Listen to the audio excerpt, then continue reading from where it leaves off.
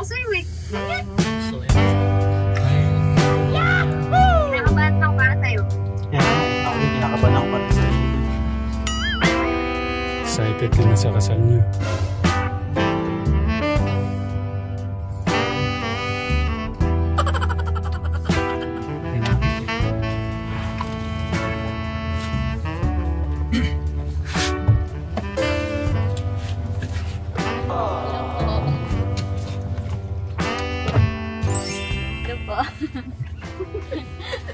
Inaabangan daw ni Kuya August kung mag-kiss daw dahil. Nakulong ko si Kuya August. Yahoo! Akala ko kikiss ka. Yung smile ko kanina na ganito. Ano po mga Tekram. Excited ako sa kasal, grabe. Hindi po. Exam ko muna. Kala ko exam. Pero sabi ni... Ba't ganun? Para akong kinikilig sa inyong dalawa. Namumula ata. Nakakakilig ka na, Kuya Sam? Ganun? Pumapag-ibig ka na? Kuya Sam namin, parang kailan lang siya baby, oh. Namumula ka. Mainit. Siguro. Uy! Itong isa pala, kinikilig sa likod. Mainit. Nainit. Ay, paano sarado? Buksan mo para malamigan. Yan. Masyadong mainit eh, no?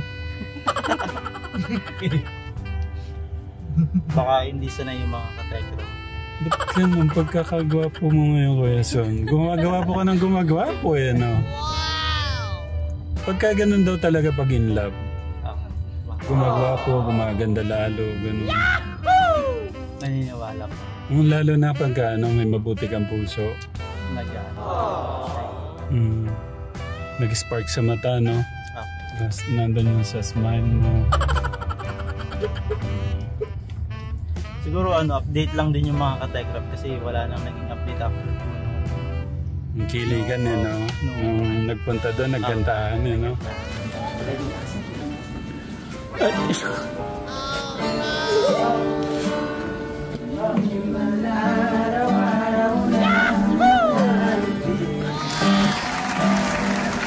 Kuya Son!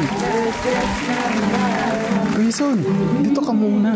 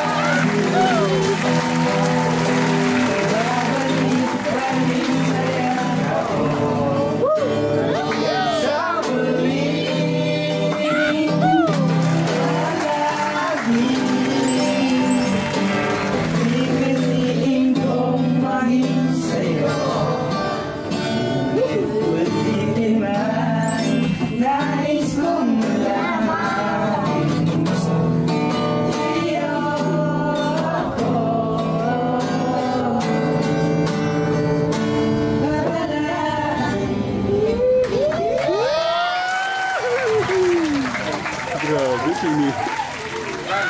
Lakan mo na!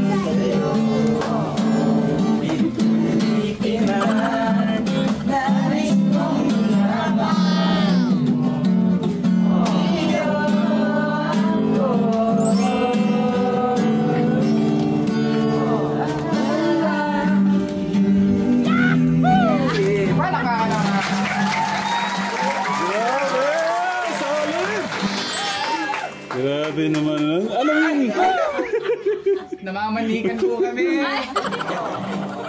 Grabe. Tapos then may short letter lang. Oh. Uy, may leather! May leather! Ay, teacher Rose, sama ng buhok mo! Ay, Ito sobrang iksi lang na ito. Ayun, pwede ikaw magbasa.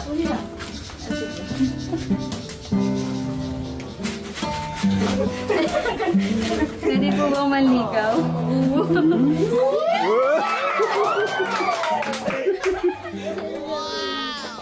Ano ba pa? Papa! Pwede daw po ba, Papa? Wala sa kanya yun. Bibigyan niyo po ba ang ang Basbas. susi? Pwede rin naman. Uy! Umayag na yung Papa! Uy!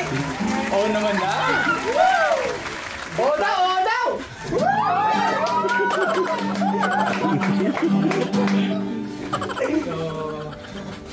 So, Jason? Pinawisa si Teacher Rose, oh. Alam ko sunod na gagawin. Papatuloyin mo ba kami? Sorry.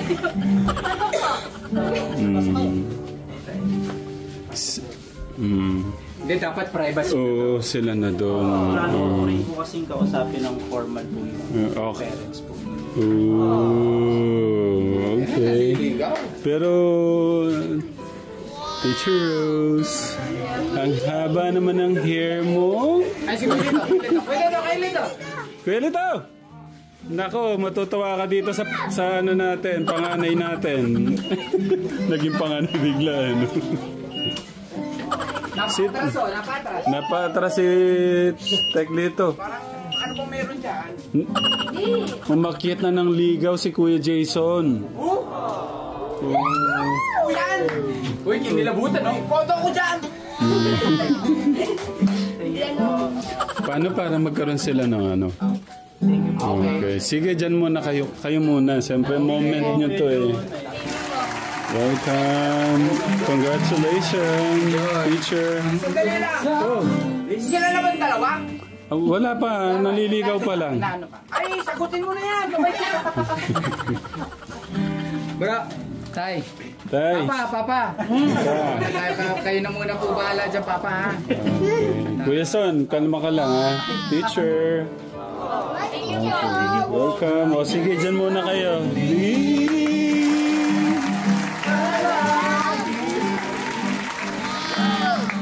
Saya po, ah.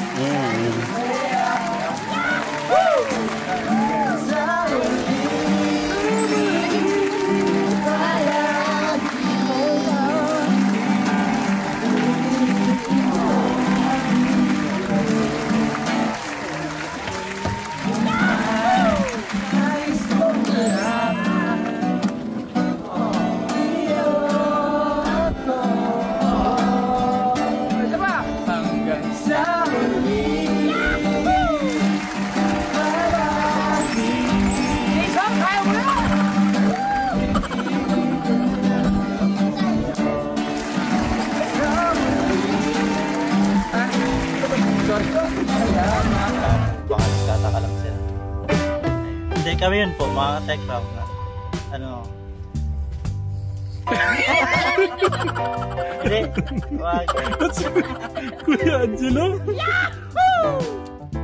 Nahirapan to. Di ako sanay sa ganito kasi. Hindi, ayun po, mga tech rap. Ayun. Sa mga nagtatanong, ayun, si Teacher Rose po ay sinagot ko na po siya. Pambihira. Pati yung nagdadrive, pumapalakpak. Grabe. Kuya August, palakpak ng palakpak. Hindi po, ayun. Sumakses naman po yung panliligaw po natin kay Teacher Rose. Ayan. Parang umano yung luha ko. Eh. Hindi, dati na. Kanina sabi niya, kinakabandor siya. Wala ako alam na ito pala, ganito pala yung lakad natin. Papa, ano sila? Kasal ng West? Kaya po may dala po kami yung gano'n. Kaming witness. Pag-apply po kami. Okay, sabihin mo na yung ano. Kasi halata parang ano nga yung lakad natin eh. Nila, magpapakasal sa office. Hindi, ayun po mga ka-Tekram, sabay po kami ni Kuya Angelo na magte-take po kami ng licensure examinations for teachers. Same po kami ng school dahil since magkalugar lang din po kami. Lumabas po sa school assignment kung saan po kami mag-exam. So parehas po kami magte-take ng LET. Si Kuya Angelo ho is secondary education major in science. Ako naman major in mathematics. Ayan. At ayun, kinakabahan po. Ayun.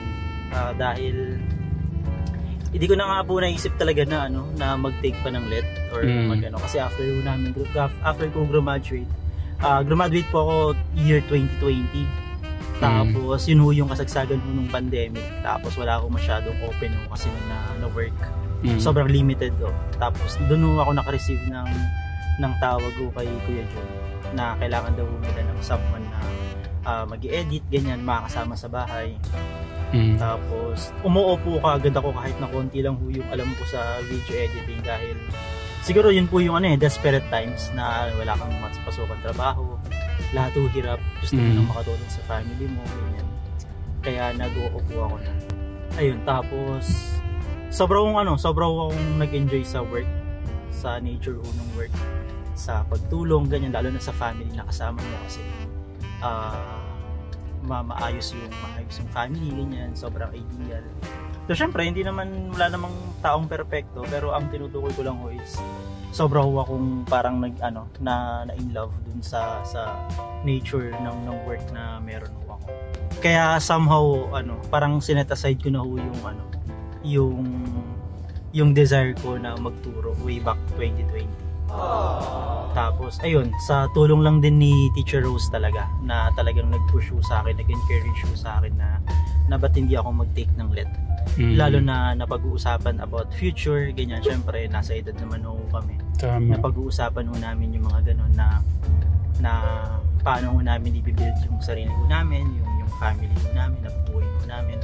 Kaya ayun, na napao ako na parang kailangan ko din talagang harapin kasi hindi naniniwala po ako na hindi ako pinagtapos ni Lord sa course ko nang wala lang ng ganun.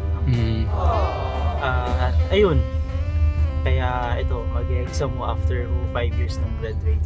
Palakpakan naman, palakpakan. Isang masigabong palakpakan din kay Kuya Angelo. Tuloy, Kuya. Tsaka actually nakadagdag din si Kuya Angelo sa inspiration para mag-take. Kasi parang dagdag siya parang gasolina na, may kasabay kang mag-exam, tapos kaibigan mo pa, ganyan. Kaya ayun, talagang nag all in po ako dun sa review na as much as I can. Talagang pinush ko yung sarili ko na mag-aral, mag-review kahit wala akong sa review center kasi hindi ko kaya nung time, hindi ko kaya nung demand, kailangan nung hatiin yung sa review, tapos sa nag-work tsaka sa ibang pang mga ginagawa sa church, ganyan. Kaya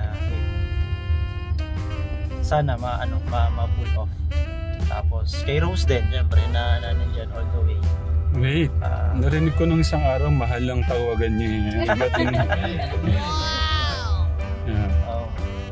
Ayun, thank you, mahal, sa pag-push tsaka pag... Kuya Angelo, ikaw? Hindi lang sa pag-push, kundi talagang sa pagsama sa akin day by day, pag-support sa akin, mentally, emotionally, kahit minsan sa pagpe-prepare ng pagkain, ganyan. Huwag naman. Wow! Ayun, yun po. Parang napakabagay na bagay yung dalawa. Masaya ako para sa inyo. Grabe. Nagkaroon kayo ng sabi nga, yung bayat lupa, sasakyan, naman, napapamana ng mga magulang.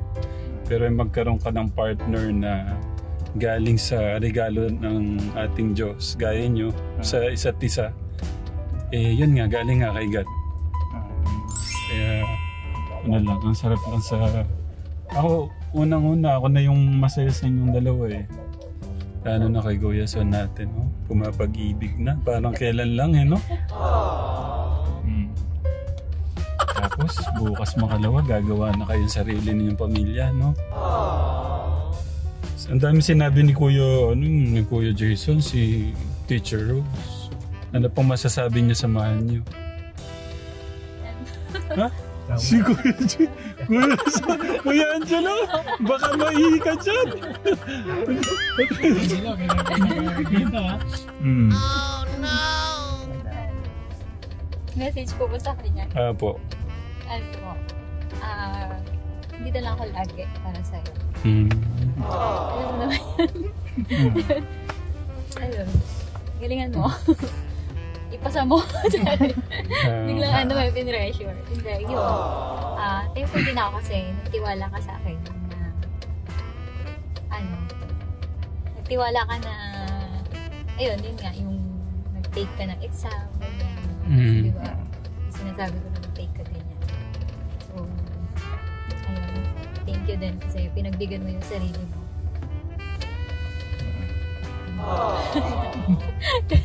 Basta huwag kang ma-pressure. Ano man ang maging resulta ng pag-exam mo. Proud pa rin ako sa'yo. Sure ka, hindi nakabasa. Teacher Rose, 5 katangian ni Kuya Son na sa tingin mong hindi ko pa nakikita sa kanya. Parang siguro po nakikita nyo rin po yun eh. Pero po, napaka po kasi niya eh, maalaga. Hindi lang po sa akin, kundi lalong-lalo na po sa family niya. Saka hindi pa siya Teacher Rose hindi pa siya parang lahat, parang kada linggo nauwi talaga siya para sa family niya. Yun yung gusto ko din sa kanya. Okay, maalaga sa family, sa'yo, tapos marespeto. Tsaka po, napakalalim din po niya kay Lord. Yun, actually yun po talaga yung pinaka ko po sa kanya. Yung faith niya kay Lord, sobrang lalim. Kasi ako po, actually po yung pinag-pray ko po, sabi ko kay Lord, kung bibigyan niyo po ako ng partner, yung po, matatag kay Lord, yung malapit kay Lord, yung faith niya kay Lord, sobrang lalim. Ganyan. Kaya yun din po ang pinaka-nagustuhan ko sa kanya. Tapos, ayun po, maano po siya. Parang walang dull moments pag kasama ko po siya. Kasi tawa ng tawa, ganyan. Kinukurot ka lagi. Mahilig po siya magbiro gano'n. Kumbaga, hindi po niya hinahayaan na kapag magkasama kami, hindi masaya gano'n. Panglima. Yung panglima,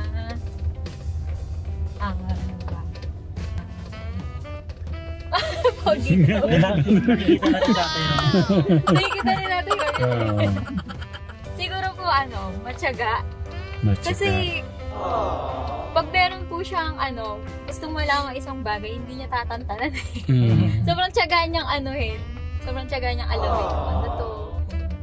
Yun po. Okay. So, Kuya Son, ilang percent? Tinanong ko si Kuya Kuya Angelo ilang percent, Kuya Angelo? Nasa tingin mong 70 o 80, ikaw naman. Siguro ko po siya by topic po kasi siya by component. Gen Ed, Prof Ed, tapos Math. Yung Gen Ed ko po, tingin ko kaya ko naman po yun ipasa. Siguro nasa ganun din, 75 to 80%. Yung Prof Ed, tingin ko mas yung si Prof Ed. More parang situational. Nahihirapan po ako sa Gen Ed dahil ang broad po niya, tapos parang ang dami mong kailangang aralin. Kaya feeling ko doon ako nag-hold ng oras. Kaya mas doon din ako naglaan pang marami pang time dahil marami siyang topic. Si Prof Ed somehow medyo natatandaan ko pa siya nung nag-review ako.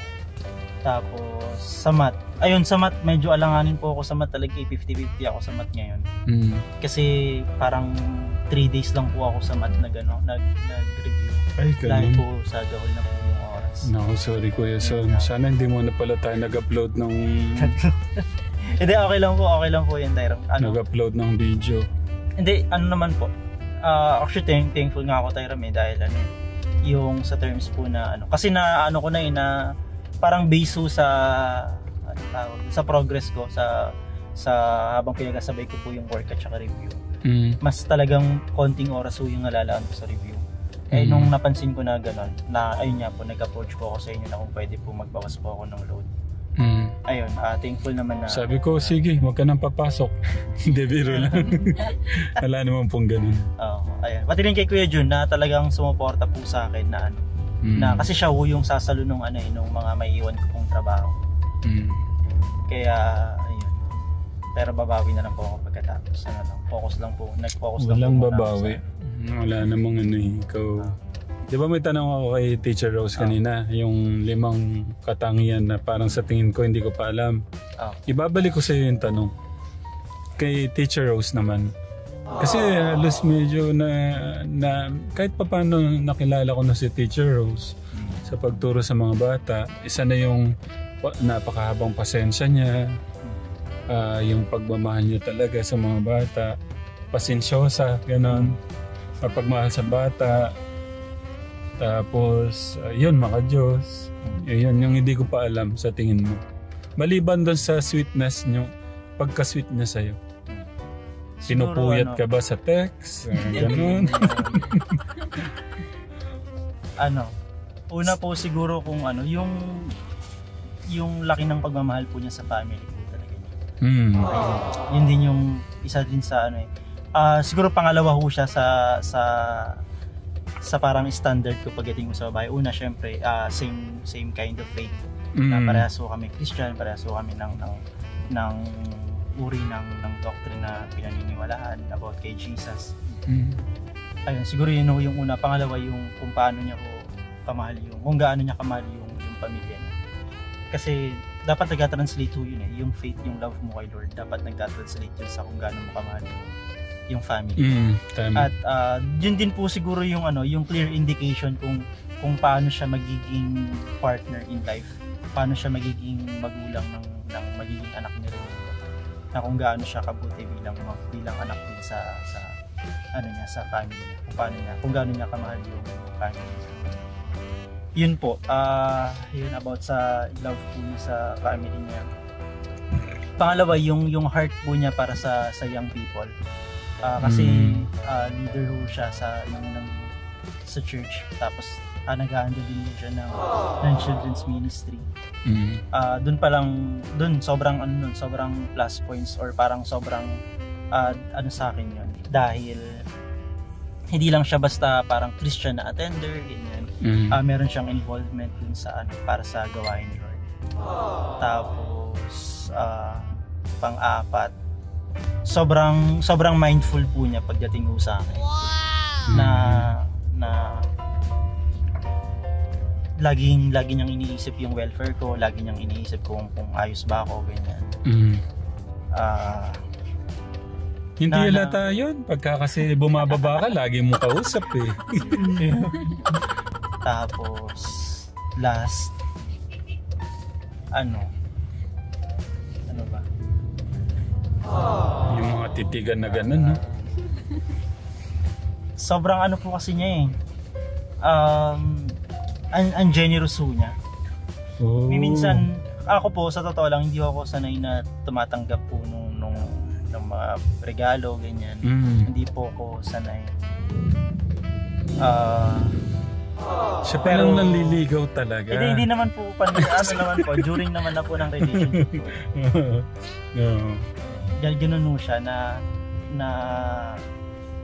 may part na syempre nahihiya akong tumanggap, pero later on yung nasanay kasi sabi niya nung nasanay ka na gusto mo araw-araw na. Hindi naman po. Ngayon mas naiintindihan ko na siya, kasi nung una hindi ko siya naiintindihan dahil nga hindi ako komportable sa ganun. Pero nung na-realize ko kung ano para sa kanya yon, hindi lang siya basta nagbibigay ng gamit or what. Pero yun yung way niya para iparamdam sa akin na mahalaga ako sa kanya. Kaya ayun po, sobrang generous po niya. Thank you, Teacher Rose. sa pagmamahal kay Kuya Son namin. Thank you din po. Kayo Alam. po yung naging way. Oo, totoo. Oo, actually, Tyram. Kasi kung hindi dahil sa Tekram, kung hindi dahil sa channel, hindi naman po ako mag-i-stay dito sa Pampanga. Inisip ko nga kung hindi ako naka-receive ng ganung offer kay Kuya Jun, baka nagtrabaho po muna ako sa BPO kasi yun yung parang pinakamadali at okay nung time na yun. Hindi kami hindi ako magkakaroon ng chance na makilala ko si Rose. Mabalik ako dyan. Nung kinuha ko ni Tito Jun mo, sabi ko, parang napag-usapan namin yung galing mo sa ano. Parang hindi daw mahalaga sa kanya yung galing. Yung kung ano yung pagkatao mo, yung puso mo. Madali ka naman daw niya turuan, sabi niya gano'n. Di ba nga, mayroong mga magagaling, pero alam mo niya na. Ayaw ko nalang magsalita ng ano. So, yun, kung mag-aanap po kayo na makakasama niyo sa kumare sa negosyo, sa makakasama niyo sa mga pangkabuhayang ano niyo, mas mahalaga pa rin yung puso na kukunin yung makakasama niyo sa ano. Kasi yung ano, pwede niyo naman napag-aaralan po talaga. Napag-aaralan naman. Lalo na kung ngayon, sobrang dali na akong mag-aral. Sobrang dali na akong matuto ngayon because of an internet. Tapos basic lang yata, parang basic man lang yata nun. Hindi mo alam eh. Opo. May mga ano na po ako, may mga experience na rin ako pero light lang po na video editing po yun. Hindi ko katulad nung ganito. Parang yung isang video siguro kailangan ko ng parang 3-4 na araw bago ko siya matapos. Pero syempre dito po, 2 video sa isang araw. Tapos ayun. Yung hawak ko sa camera ka Tekram para hindi ko kayo mahilo, talagang 2 kamay para hindi ko kayo kasi masakit sa mata pagka po gumaganon-ganon.